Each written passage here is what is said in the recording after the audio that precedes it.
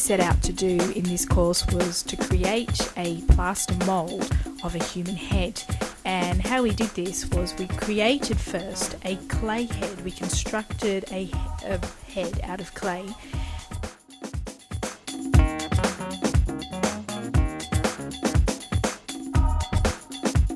Now, an armature is made out of wood, it's got a sturdy base, and the top of it has some staggered holes with some metal that is being soldered together.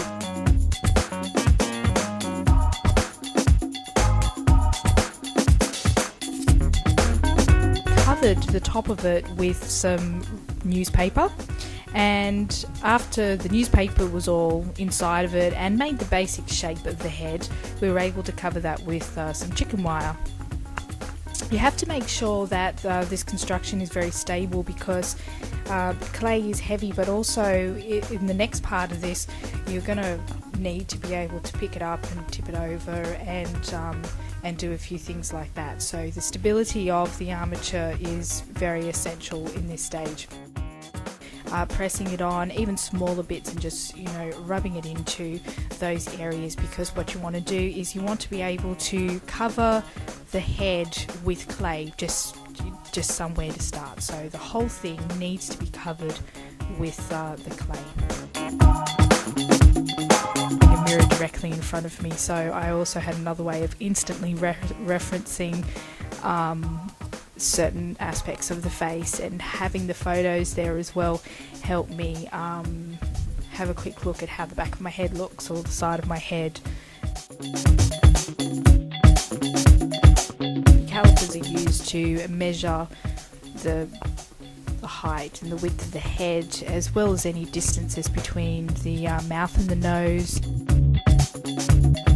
Keeping the clay moist and damp is essential. It has to stay moist and damp, because once the clay has dried, you won't be able to press any new clay onto that. It would just be impossible, and it would start to crack, and you'd probably have to start all over again. Wire clay cutters and the single end tools, which have the steel ribbon blades with the wooden handles at the back, very handy for getting into those small little areas that you need to dig out to be able to make the face. Clay nice and moist is by getting some old rags and wetting them, squeeze out all the water so they stay damp, and the areas that you're not working on, like the top of the head and the back of the head, just drape the cloth over the top of this, and that way it will help making sure that it's not dry.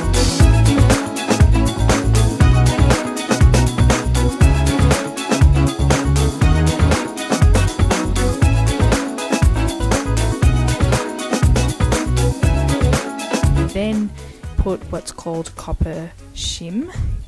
Now the copper shim, it gets pressed into the clay head, and it must at all times run an even line over the top, because this is really important when you're trying to put the plaster on it, that you are able to run your knife down and keep it visible at all times.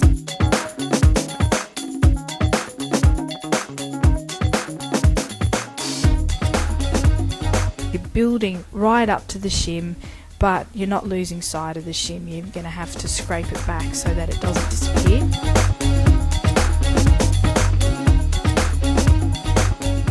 Sure that you have built the plaster up to the nails as well. Once the plaster has dried, you would take a little chisel, big chisel, and a hammer, and you knock it up the top, or wherever it's a little bit easier to get into, because you want the plaster to be able to fall apart either side to make those two moulds. And as you can see in this picture, that's the end result of the plaster mould. On to the next stage.